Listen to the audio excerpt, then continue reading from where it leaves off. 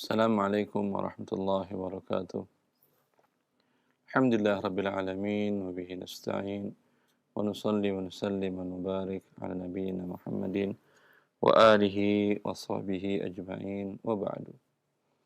Ikhwani wa akhwati, para pemirsa TV Roja dan para pendengar Radio Roja yang dimuliakan oleh Allah Azza wa Jalla.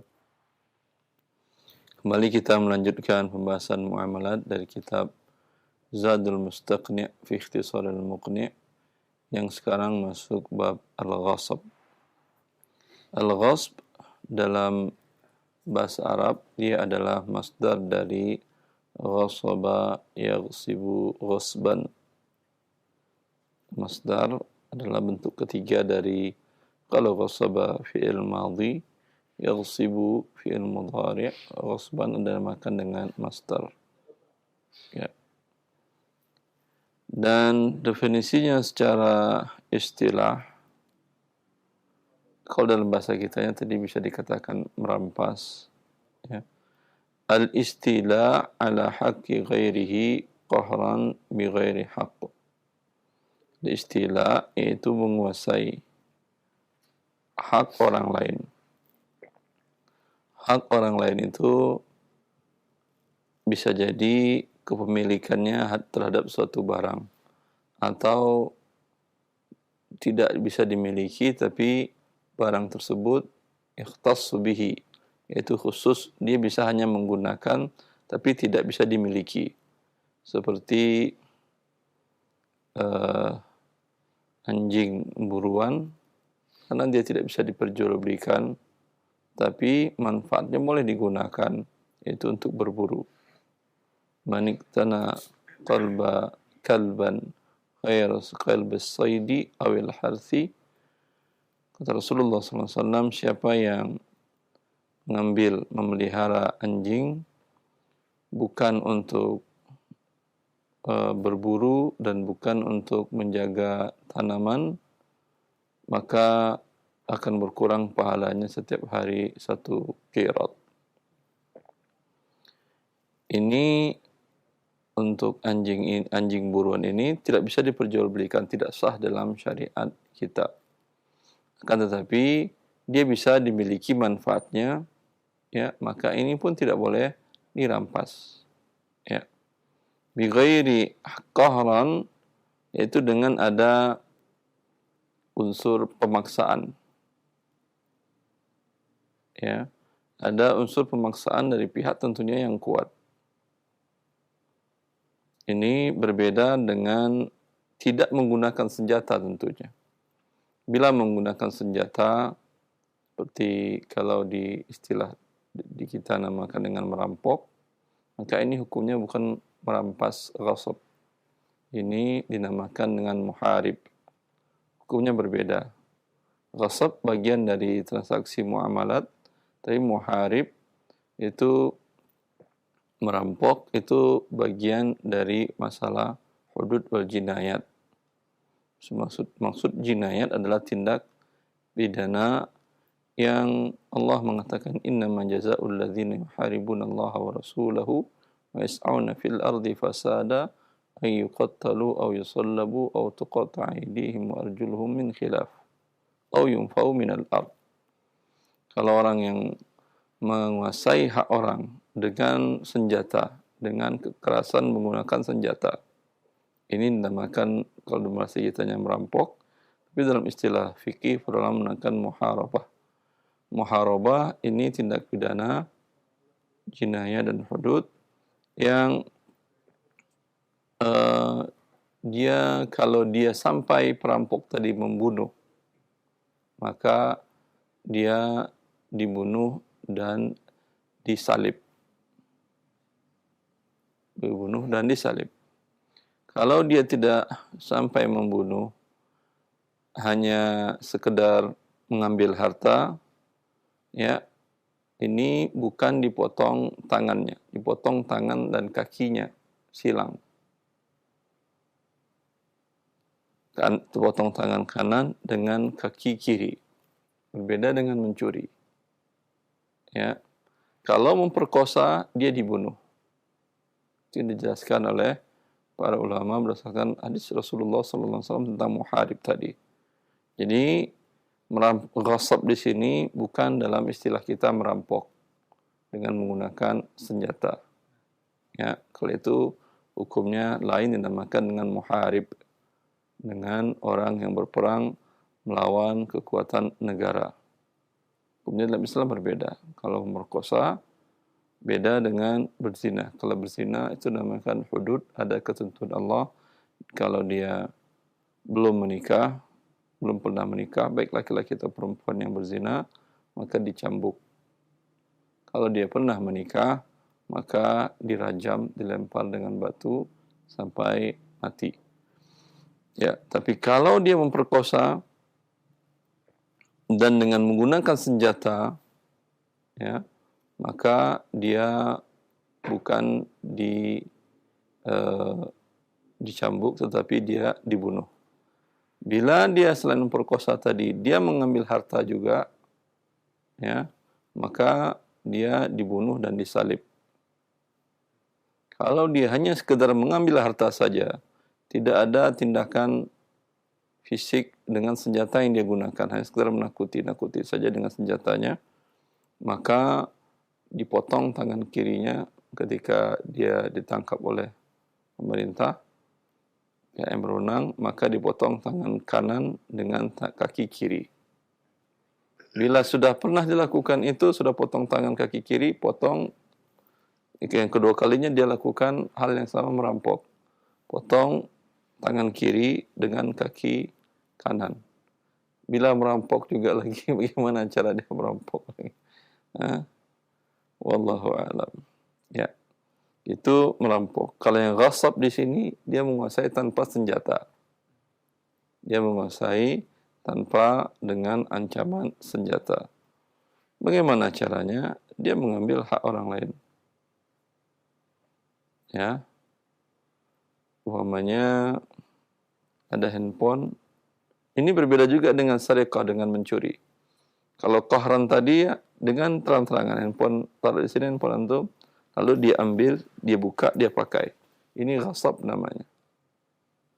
Ya, tapi kalau dia todong antum pakai pisau, sini handphonenya. Ini namanya muharib. Kalau dia diam-diam, tanpa sengaja Anda tidak tahu, ya, dalam kantong Anda, kemudian dekat-dekat dengan Anda, dia bisa diambil oleh dia handphone Anda tadi dari saku Anda. Ini namanya mencuri. Sariqah. Sariqah ini bagian dari hudud. Itu dipotong tangannya. Ya, kalau di sini tidak ada sanksi dunia, hanya pihak pemerintah memberikan ta'zir. Ta'zir itu tidak ada ketentuan sanksi khusus, apakah dipotong tangan kiri kanan dengan kaki tadi, ataukah dipotong tangan kanan saja, ataukah dia dibunuh, tidak ada sanksi khusus. Ya. Kenapa mencuri dipotong tangan, ghasab tidak potong tangan? Padahal ghasab kan dengan tindakan intimidasi, dengan tindakan kekerasan. Ya, walaupun tidak menggunakan senjata. Ya, taruh di sana handphone diambilnya begitu saja.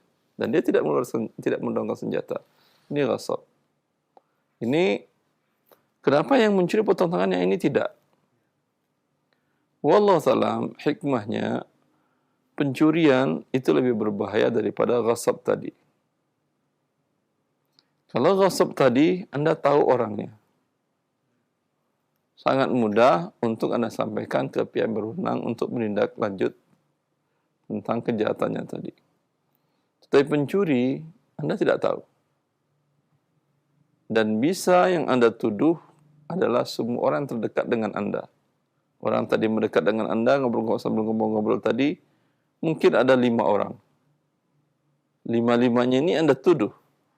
Tapi kalau perampok sudah jelas. Karena ini kerusakan pencurian lebih besar daripada kerusakan ghasab tadi.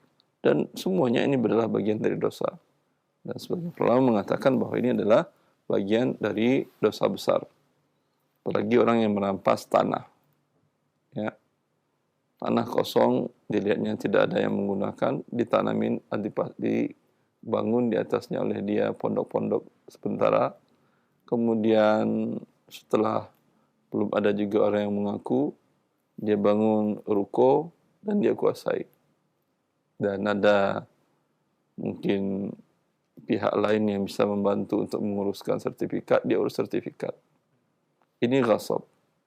Ya. Di dunia tidak ada sanksi khusus kecuali ta'zir dari pihak pemerintahan.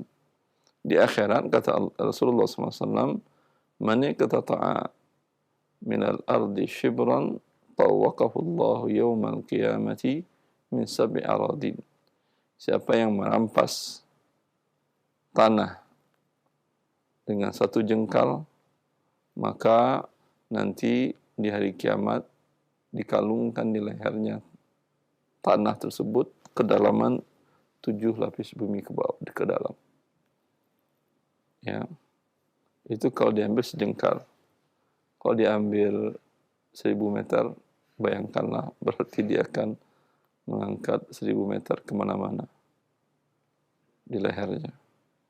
Kuat tidak kuat, Anda harus melakukannya. Ya. Min aqarin bighairi haq, dengan tanpa yang hak. Berarti ada menguasai hak orang lain dengan cara yang hak, ada. Apa itu? Umpamanya waliul amr atau pemerintah atau yang berwenang menguasai harta orang yang bangkrut. Dia memiliki hutang, membeli dengan tidak tunai. Ya, seperti dalam kisah Jaihah. Itu dia membeli kurma sebelum, dia seorang pedagang kurma. Dia beli kurma dari petani sebelum matang. Ya. Dia sudah bayar di awal. La qadarallah, kemudian terjadi hama, uangnya habis, kemudian kurmanya tidak bisa digunakan, satu biji pun juga tidak bisa dimanfaatkan, tidak bisa dijual. Sehingga kathru alaihi duyun, hutangnya menumpuk sana sini. Ya.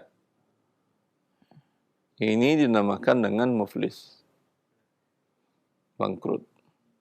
Orang muflis ini pihak yang berwenang ketika orang-orang yang berpiutang kepadanya, ya, mungkin orang menjual kepadanya dengan tidak tunai dan seterusnya yang pernah kita bahas di bab muflis, mereka mengadukan ke pihak pemerintahan yang berwenang, qadhi. Ya, maka qadhi berhak menguasai seluruh aset orang ini, orang yang bangkrut ini, agar dia tidak jual, sehingga hak para orang yang berpiutang kepada dia tidak menjadi hilang. Ya, itu dengan hak. Atau pihak wasi menguasai harta anak yatim untuk kebaikan anak yatim tadi. Ya, maka ini tidak termasuk ghasb karena dia melakukannya bihaq. Ya. Al-istila ala haqqi ghairihi qahran bighairi haqq min aqarin wa manqul. Kemudian muallif menjelaskan beberapa contohnya, baik aqar atau manqul. Aqar itu aset yang tidak bergerak seperti properti rumah, tanah, kebun, itu aqar. Ya, tadi hadisnya sudah kita jelaskan dari Bukhari wa Rasulullah SAW mengatakan, "Man iqtata'a shibran minal ardi tawaqahu Allah yawmal qiyamati min sab'i aradin." Wa manqul, atau barang yang bisa dipindahkan. Kalau sekarang mungkin HP, buku, motor, mobil, ya. Di depan Anda kunci mobil Anda taruh, sambil ngobrol-ngobrol diambilnya, ya, tanpa minta izin, dan dia pakai. Maka ini ghasab, manqul. Rasulullah SAW mengatakan, "La ya'khudanna ahadukum mata'a akhihi jaddan wala la'iban. Faman akhadahu falyaruddaha alaihi." Kata Rasulullah SAW, tidak boleh salah seorang kalian mengambil mata. Mata itu barang yang aset bergerak tadi, seperti umpamanya tongkat, ya kalau zaman dahulu. Sekarang mungkin handphone, kacamata, jam tangan, kunci motor, kunci mobil. Ya, jangan ambil barang saudaranya tanpa izin dia tentunya.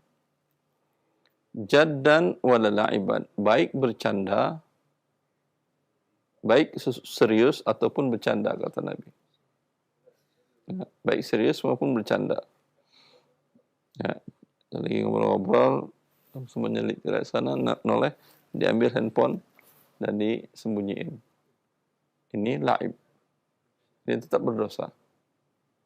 Ya, tetap berdosa. Walaupun tujuannya hanya ingin membuat temannya, walaupun dia tidak nanti akan dikembalikannya, tetap dia ambil tanpa izin dia tadi itu bagian dari ghasab dan berdosa.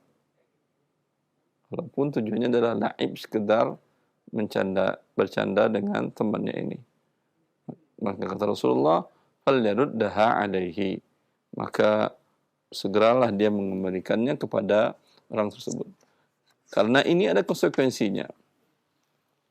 Ini ada konsekuensinya. Di mana barang yang diambilnya tadi, itu yang dighasabnya tadi, yang dikuasainya dengan cara qahran tadi, dengan cara penindasan tadi, ini manfaat dari barang ini wajib dia bayar oleh yang bercanda tadi. Dia bercanda nyimpan handphone temannya tadi, masukin ke tas. Ya, habis itu ingin dikembalikan oleh rencananya sebelum berpisah ingin dikembalikan. Qadarullah lupa, kebawa ke rumah. Selama 3 hari temannya tidak bisa menggunakan handphone tadi. Ya, dia wajib menanggung dan membayar upah handphone selama 3 hari. Ya, handphone selama 3 hari.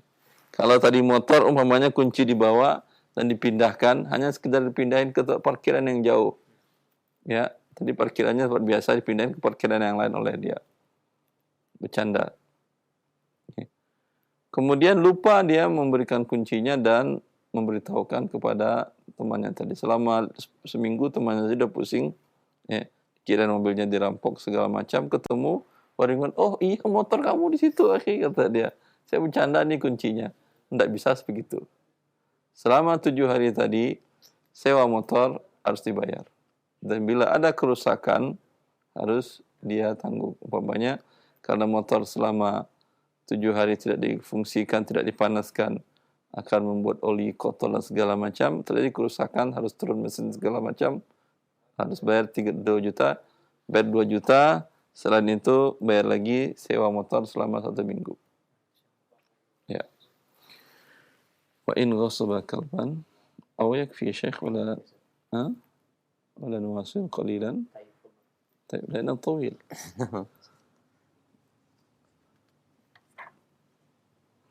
تقرأ شيخ؟ طيب. وإن غصب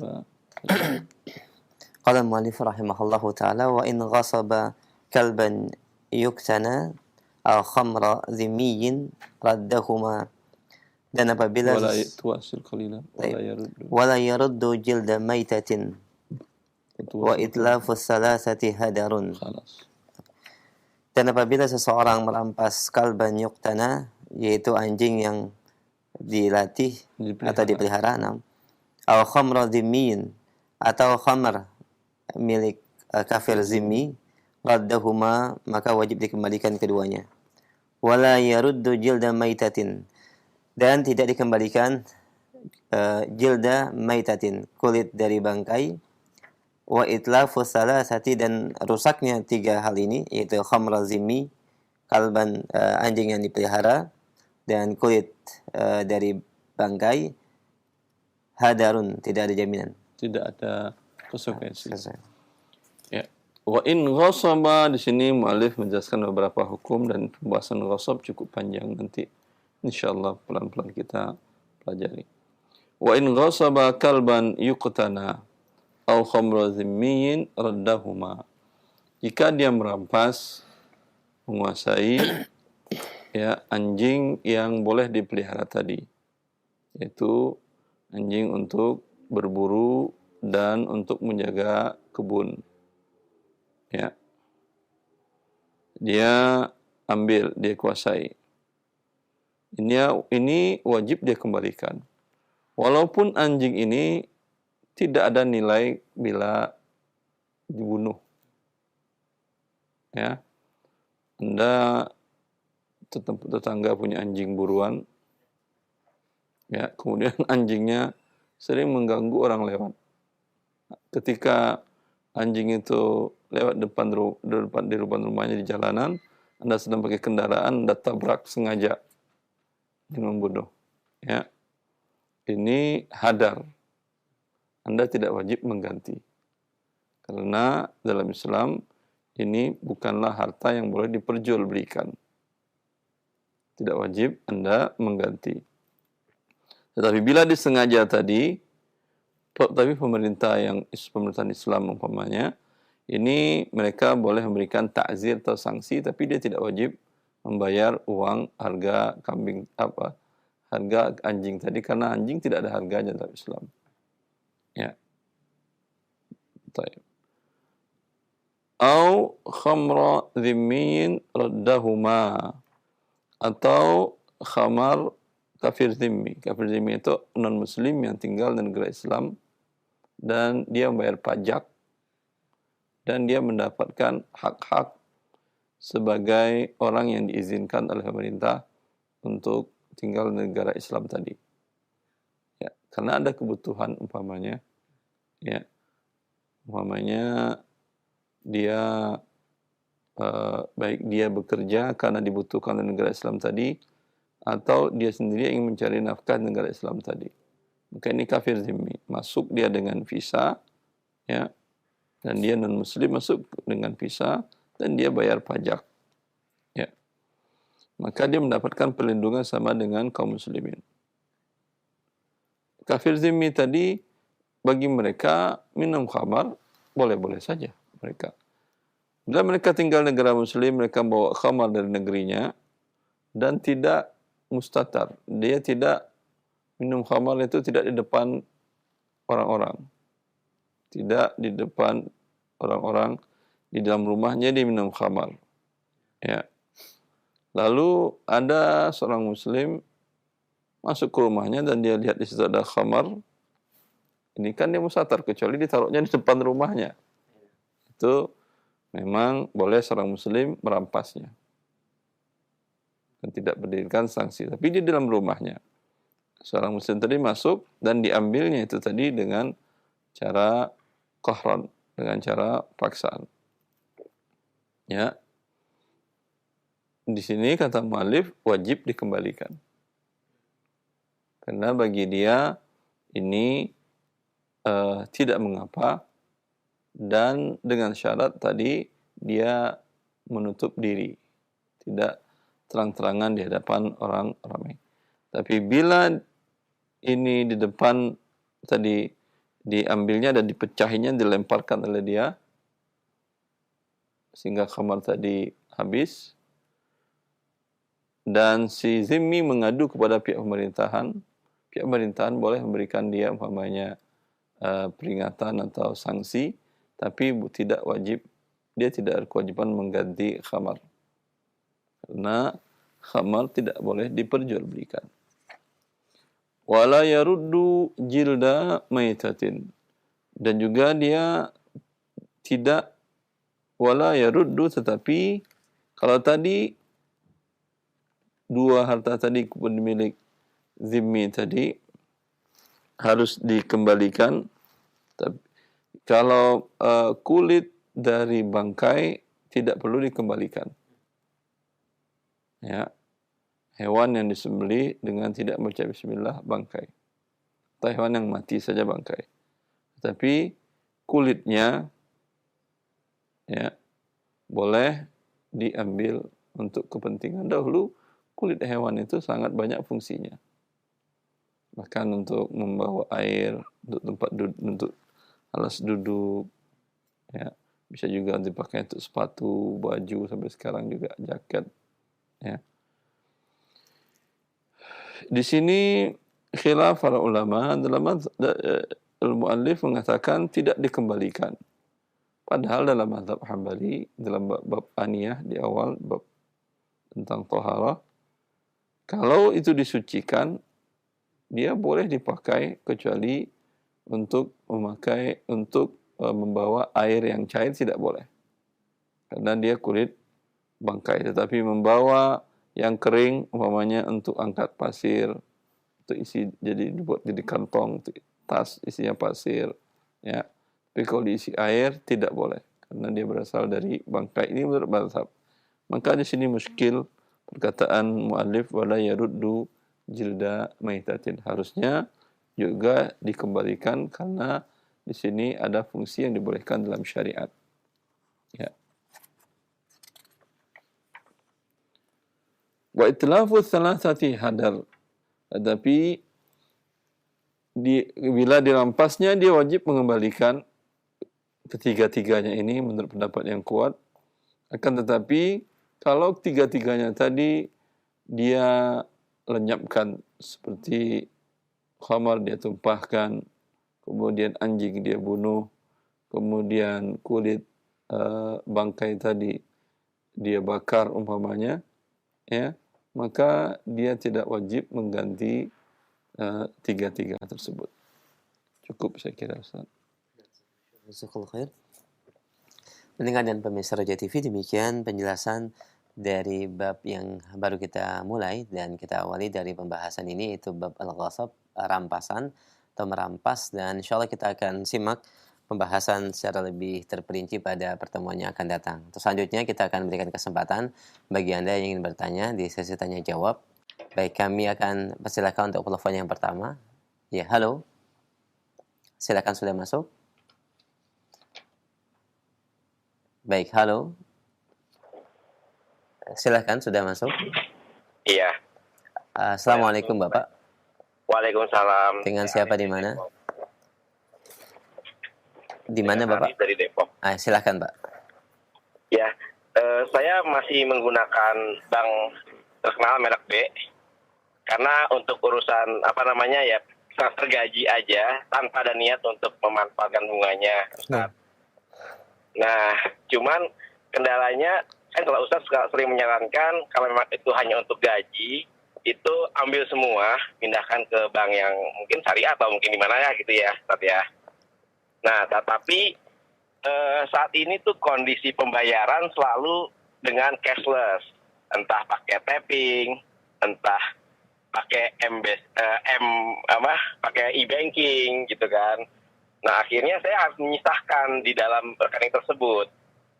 Itu saran Ustaz seperti apa ya kalau kondisinya seperti itu? Karena segala transaksi sekarang semua sudah hampir cashless. Semua transaksi cashless tadi bisa nggak dengan menggunakan bank syariah? Kadang-kadang fasilitas bank syariah ini yang belum mumpuni, Ustaz. Jadi pertanyaan saya bisa atau tidak? Bisa. Kalau bisa berarti kan tidak ada dia hukum asalnya itu adalah riba, karena ketika Anda membuka rekening tadi di sana ada pernyataan bahwa Anda akan diberikan bunga dan Anda tanda tangani setuju Anda. Ini artinya Anda telah berdosa dengan pernyataan Anda itu. Allah mengharamkan riba, Anda menyetujuinya.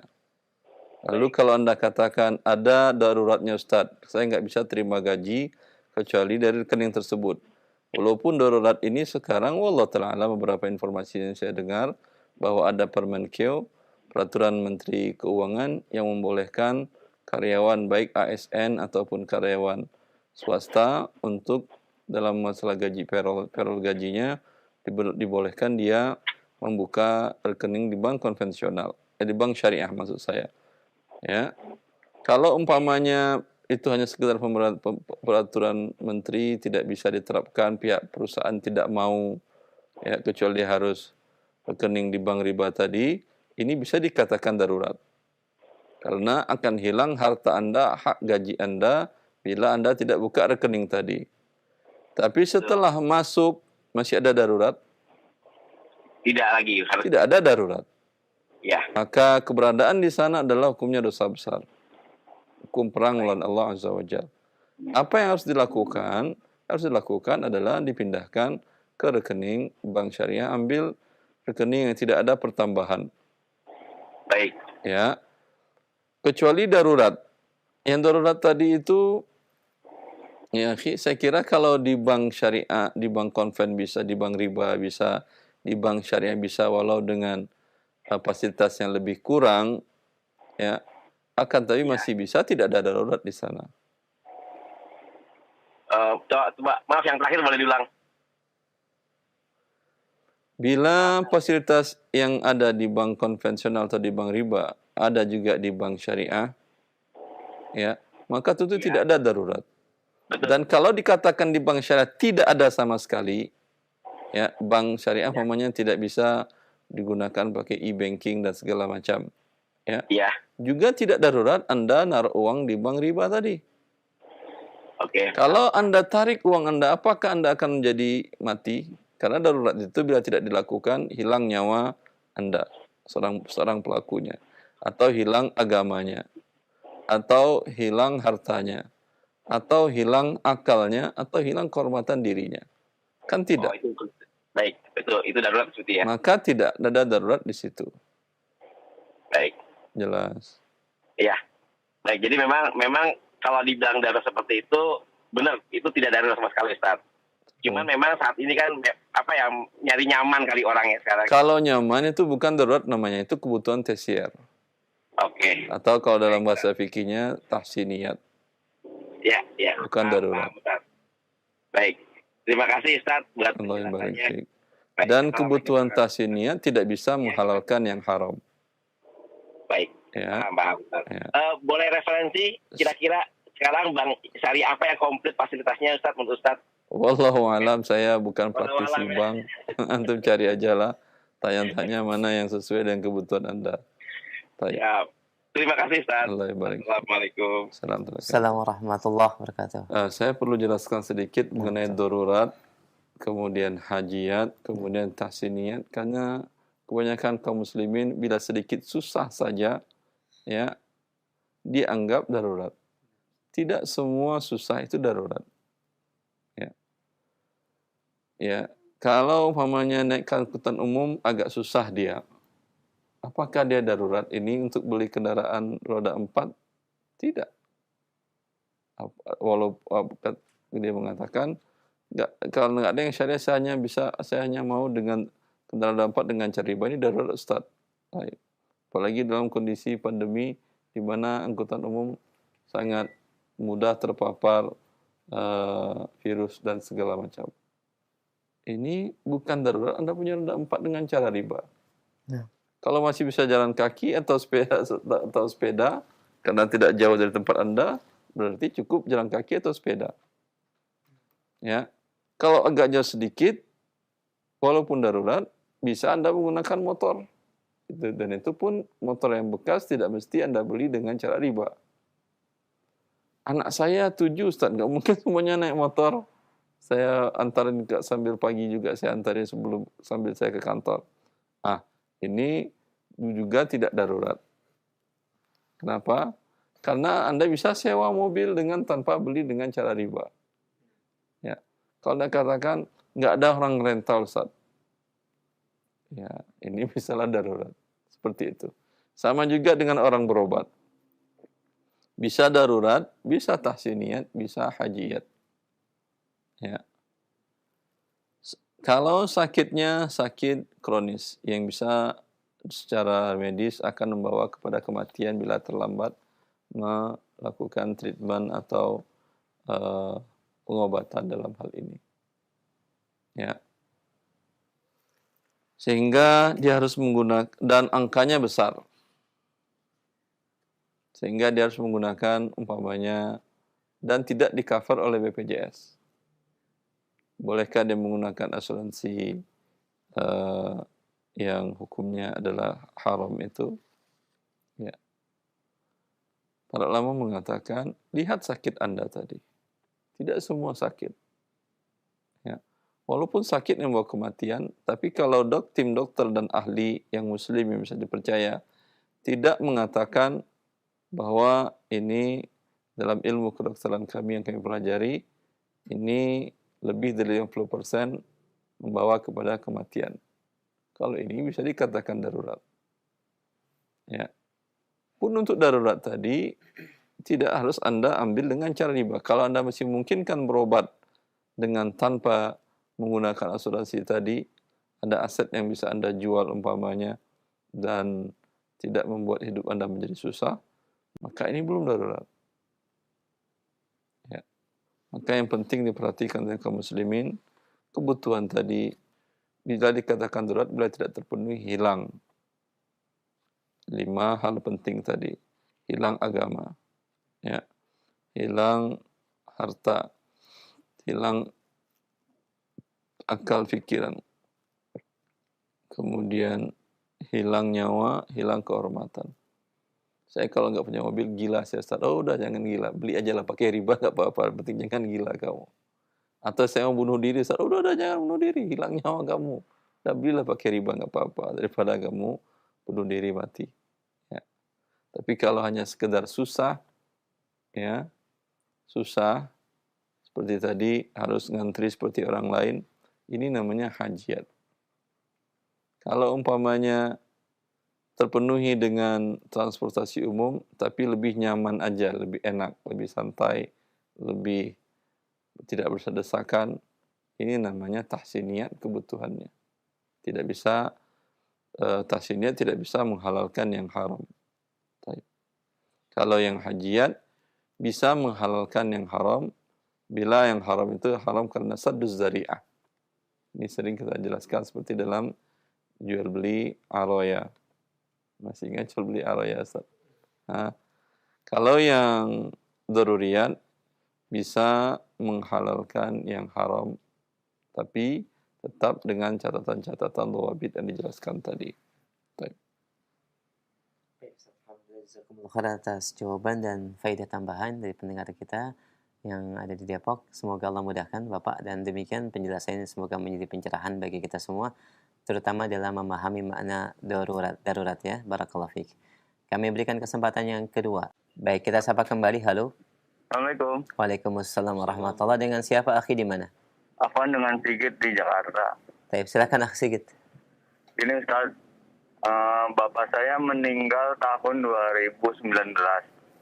Afanahin, nama orang tuanya siapa Pak Sigit? Ini mau bagi waris kan ya? Iya betul Ustaz. Siapa nama beliau? Rahimahullah. Abdurrahman wafat tahun 2019. Rahman 2019 wafat. Terus pada saat beliau yang antum tanyakan hak ahli waris atau ada khusus? Hak ahli waris. Ya, kalau hak ahli waris. Beliau meninggalkan seorang istri ibu saya. Istri statusnya masih istri waktu itu? Iya masih. Bapak ibu beliau masih hidup ketika dia wafat? Meninggal dunia. Sudah meninggal dunia. Istri 1 orang. Berapa orang anak laki-laki, anak perempuannya? Anak laki-laki 6. 6 anak laki. Anak perempuan 1. 1 anak perempuan. Adik bapak saya ada Ustaz? Tidak dapat. Bila ada anak laki-laki, semua tidak dapat. Siap. Ya. Dalam hal ini istri atau ibu Anda, bukan ibunya Bapak Abdurrahman, tapi Betul. istri Pak Abdurrahman, ibunya Anda, Ya. itu mendapat 1/8 sisa untuk anak-anak ini. Siap. Berarti dibagi 8, 1, 7. Yang hak anak-anak laki-laki 2 bagian. Baik. Itu 2 kali 6, 12, tambah 1, 13. 7 dibagi 13 ada pecahan. 13 dikali 8. Berapa? 104. Iya. 104. 104. Kemudian yang saham ibu tadi 1/8 dikali 13. 13 per 104. Yang anak laki-laki 7 dikali 2 berarti 14. Masing-masing 14. Yang perempuan 7 per 104. Semua harta Pak Abdurrahman dibagi seperti ini. Baik Ustaz. Untuk istrinya 13 per 104. Untuk masing-masing anak laki-laki 14 per 104. Untuk anak perempuan 7 per 104. Baik Ustaz. Kalau itu bentuknya sebidang tanah harus dirupiahkan dulu atau di kotak-kotak Ustaz? Di kota-kota tentu tidak bisa. Ya. Tentu tidak bisa. Untuk bagian depan dengan bagian tengah, bagian belakang, samping kiri kanan harganya berbeda. Betul, betul. Yang di tengah dia nggak ada akses, mungkin tidak bisa dia apa-apain. Oh, betul. Ya. Maka bentuknya saham. Siap, siap. Jelas? Baik, Ustaz. Berarti bentuknya saham. Kalau tanah ini difungsikan oleh satu orang, digunakan oleh satu orang untuk umpamanya dia buat usaha peternakan atau usaha pertanian atau pokoknya dia fungsikanlah, dia gunakan, statusnya dia terhadap sahamnya dia tentu nggak bayar. Andai ini mengelola adalah satu orang anak laki-laki. Betul. Dia buat untuk umpamanya pabrik. 14 plus 104 dia nggak bayar. Tapi sisanya dia harus bayar kepada ibunya 13 plus 104, Betul. kepada 5 saudara laki-lakinya 14 plus 104, kemudian kepada saudari perempuannya 7 per 104. Baik, Ustaz. Paham? Syukur, Ustaz. Dia bayar siapa? Kalau dijual, jelas. Atau ada salah satu yang butuh uang tunai. Si yang perempuan umpamanya dia sedang butuh uang tunai, Betul. suaminya ingin lagi sedang bikin rumah, ya. Betul. Maka dia bisa jual sahamnya ini kepada saudara laki-lakinya. Oh, Dia tawarkan, dia nilai ini tanah Bapak kita sekarang dari NJOP-nya sekian, harga pantasnya mungkin sekian, umpamanya 1 miliar. betul. Atau 1,104 miliar, biar gampang hitungnya. Oh, Saham saya kan 7 per 104, berarti saya punya 70 juta. iya. Ya, saya butuh uang tunai sekarang. Siapa abang-abang yang mau 70 juta? Oh, Bayar ke saya, sehingga saham Anda naik. betul. Dibeli oleh abang pertamanya, sahamnya menjadi bukan 14 lagi 104. Menjadi saham dia 21 per 104. Baik, baik. Dan harga tadi bisa naik turun, tidak ada masalah. Betul.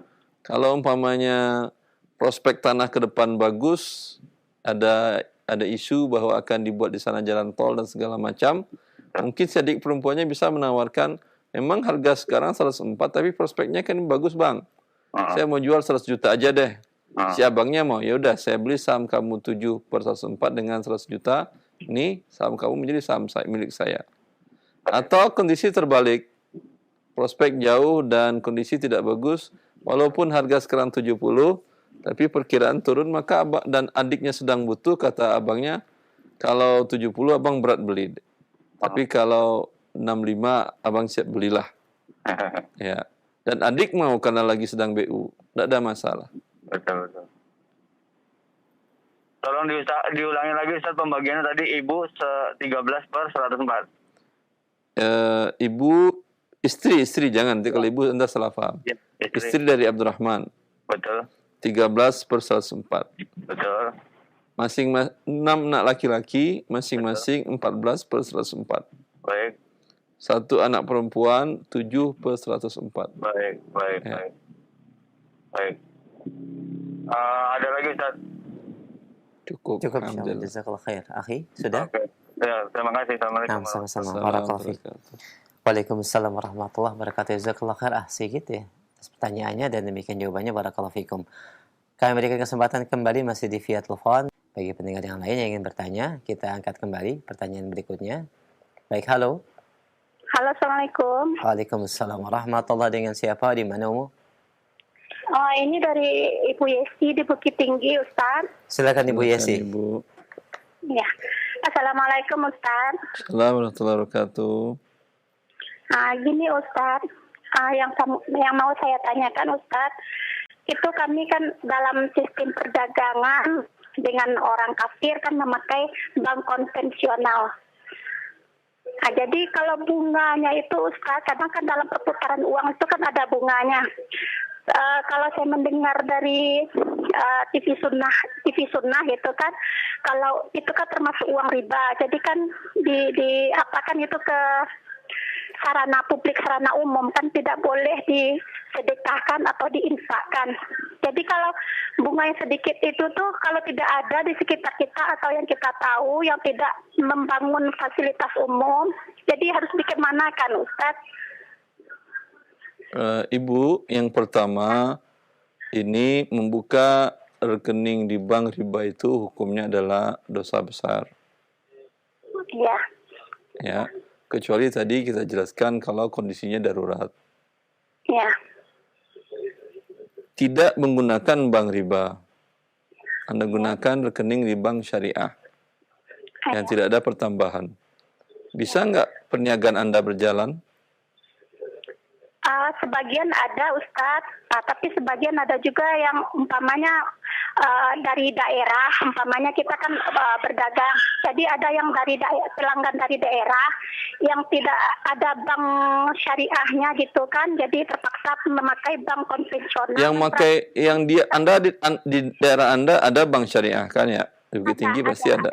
Ya. Ada. Tapi orang yang belanja ke Anda, ya, dia punya bank riba. Apakah Anda darurat harus buka bank riba? Bagaimana Ustaz? Bagi Anda buka rekening di bank syariah. Ya. Ada pembeli mau bayar barang dengan Anda dengan menggunakan transfer bank. Ya. Ya. Ya. Bagi Anda kan tidak ada masalah. Dia mau transfer bank dari bank riba, mau bank apa, dosa bagi dia yang nanggung. Oh gitu ya Ustaz. Tapi kalau dimintanya ibu harus rekening di bank riba juga, ya, agar saya nggak kena 6.500. Anda katakan gara-gara 6.500 kau paksa saya masuk neraka. Ya, saya belum bodoh ini akhi. Saya belum bodoh saya. Hanya gara-gara 6.500 sekarang kalau jatuh di jalan ada yang mau ngambil nggak? Nggak ada orang mengambil uang 6.500 jatuh di jalan. Kemudian gara-gara itu Anda masuk neraka. Ya, tentu Anda bilang kepada dia, udah, ya, saya tidak akan mau buka bank riba tadi, rekening di bank riba. Kamu potong dari nilai transaksi tadi 6.500. Kamu belanja ke saya 10 juta, bayar 10 juta kurang 6.500. Selesai urusannya kan? Ya Ustaz. Kalau yang bagi hasil yang dari bank itu Ustaz, dari bank konvensional, apakah boleh diterima atau gimana Ustaz? Kalau Anda tidak punya rekening di bank riba, bank konvensional, kira-kira ada nggak bunganya? Tidak ada Ustaz. Ya udah selesai Ibu. Jadi yang di bank syariah yang ada bagi hasil. Oh, bank syariah bagi hasil. Ya. Apakah boleh diterima atau gimana Ustaz? Kalau Anda ketika membuka rekening mudharabah di bank syariah tadi, Anda minta tolong tambahkan di situ klausa atau pasal yang menjelaskan, atau tulis tangan atau mau diketik, terserah dia atau terserah Anda mana sepakati, yaitu bunyinya dalam rekening mudharabah tadi, bila terjadi kerugian di luar kelalaian pihak bank mengelola dana ini, maka saya sebagai mudharib atau yang menyetorkan dana, pemilik dana, saya menanggung kerugian sebesar porsi modal saya. Kalau begitu sudah menjadi halal dia. Oh ya. Kalau pihak bank tidak mau, ya udah Anda ambil aja rekening yang tidak ada pertambahan. Ya Ustaz. Jelas. Ya Ustaz. Ya, makasih Ustaz. Assalamualaikum warahmatullahi wabarakatuh. Waalaikumsalam warahmatullahi wabarakatuh. Pendengar yang bertanya melalui pesan singkat. Kami selanjutnya akan angkat pertanyaan dari pesan singkat. Baik, Assalamualaikum warahmatullahi wabarakatuh. Assalamualaikum. Pertanyaan dari pendengar kita terkait dengan travel umrah, Ustaz. Bagaimana hukum dan solusinya bagi pemilik travel yang tidak melunasi hak komisi marketing freelancer, Ustaz? Alasannya keberangkatan umrah merugi. Sedangkan akad kedua pihak adalah setiap jemaah umrah yang mendaftar dan sudah melunasi, maka pemilik travel akan memberikan komisi marketing kepada marketing freelancer ini, Ustaz.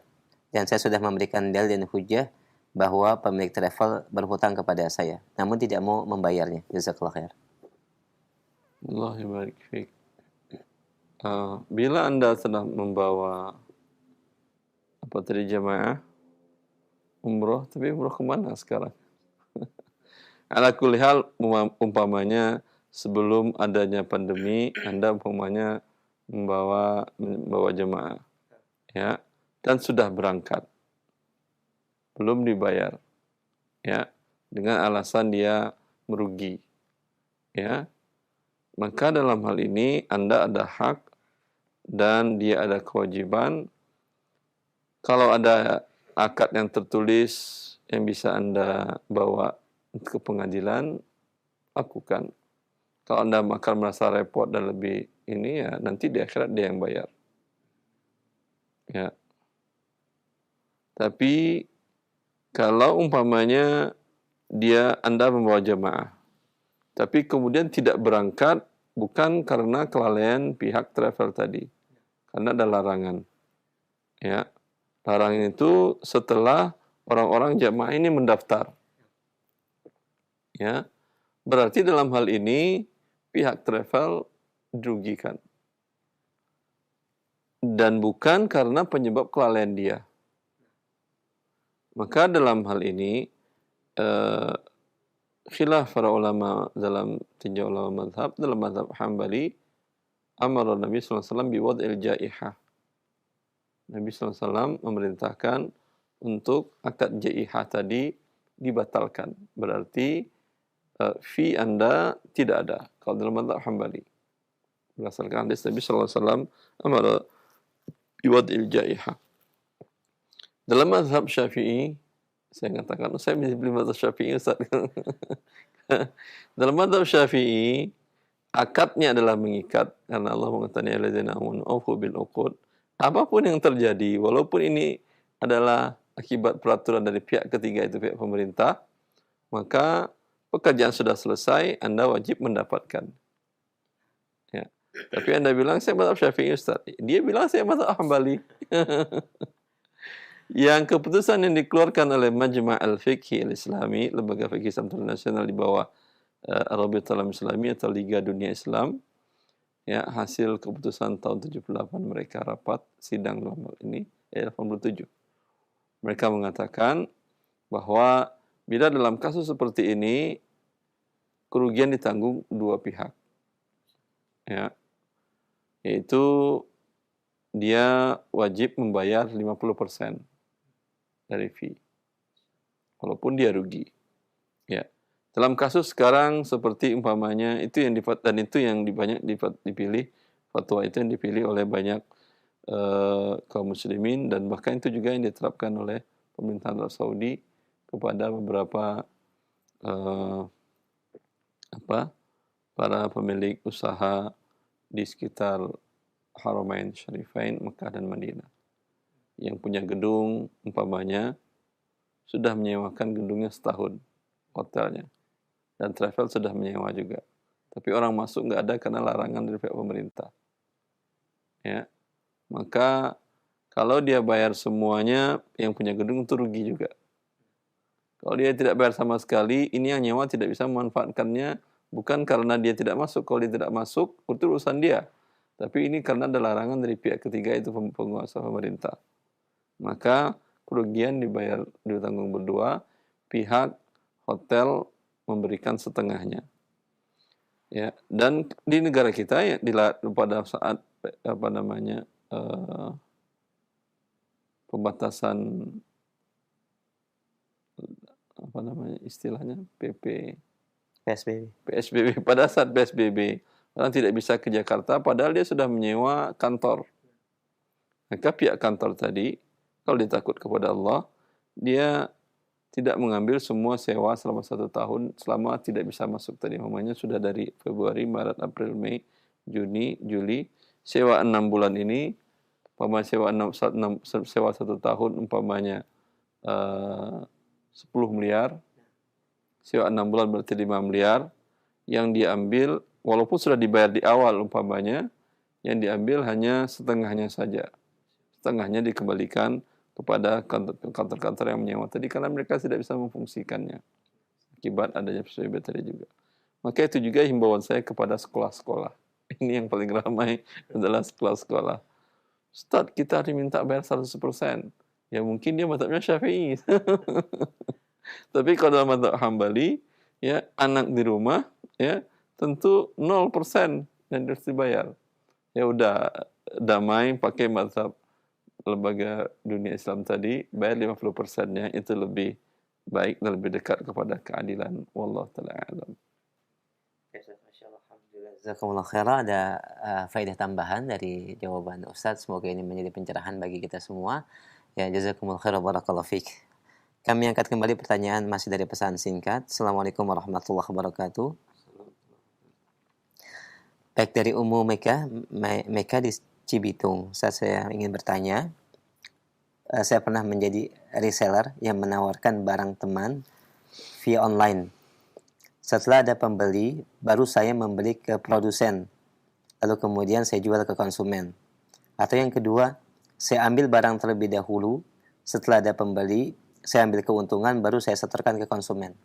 Mana yang dari dua ini saat yang lebih tepat? Yang sah yang kedua, bukan lebih tepat dan tidak. Yang pertama, Anda berarti menjual barang yang bukan milik Anda.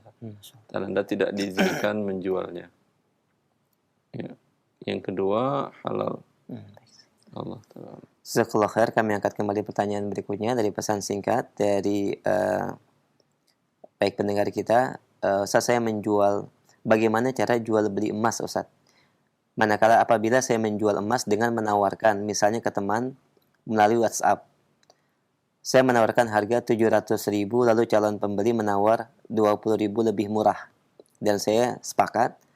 Kemudian pada saat jam istirahat saya antarkan emasnya sekaligus pembayarannya dengan uang tunai. Dan apakah ini diperbolehkan, Ustaz? Jazakallah. Ini haram apabila penawaran dan yang menggunakan WA tadi sifatnya mengikat. Ya, kalau tidak mengikat boleh, tidak ada masalah. Dan berarti tidak ada jual beli tadi. Ketika datang, ini emas. Jadi jual beli, kata si teman saya nggak jadi, ya udah pulang bawa sana emas.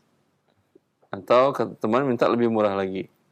Atau Anda tidak mau dengan harga tadi. Harga sekarang.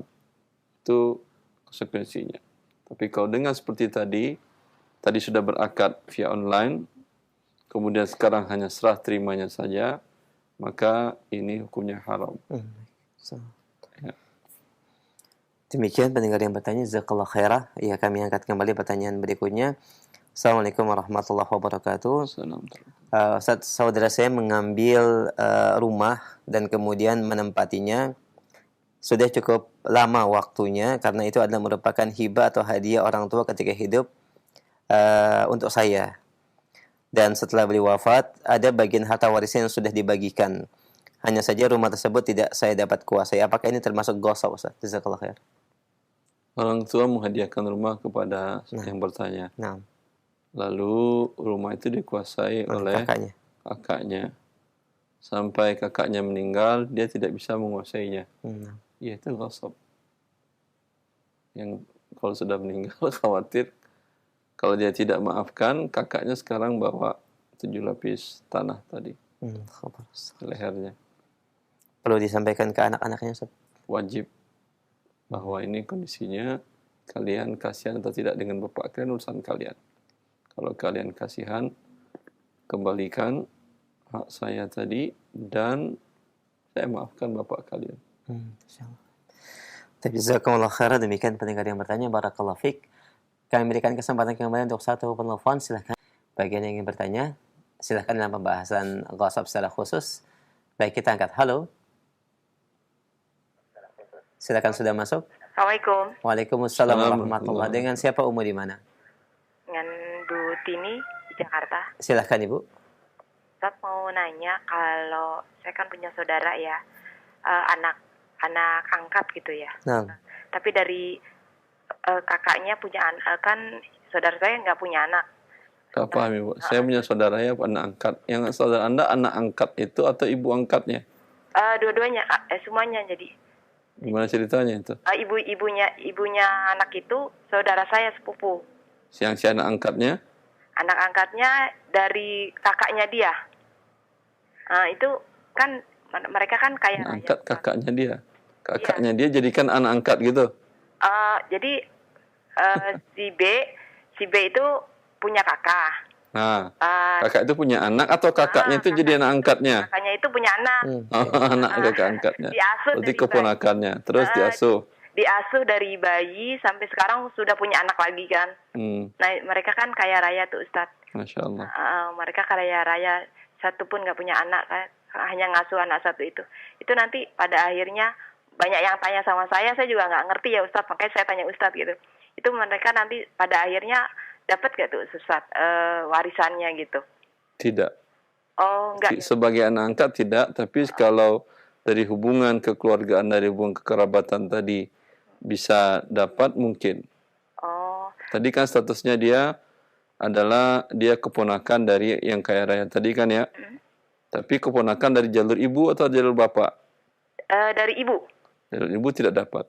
Oh, tapi kalau dari bapaknya angkat itu kan mereka dia tuh punya saudara laki-laki dapat ya Ustadz ya? Ya iya, emang haknya dia. Oh, kalau kakak atau adiknya bapaknya itu dapat ya? Iya. Oh gitu Pak Ustadz. Ya, syukron jazakallahu khairan. Allah barik fiik. Assalamualaikum. Assalamualaikum warahmatullahi wabarakatuh. Wa jazakallahu khairan Ummu, dan ini pertanyaan kami terakhir di pagi ini. Sebagai ikhtitam Ustaz, silakan. Semoga Allah Subhanahu wa taala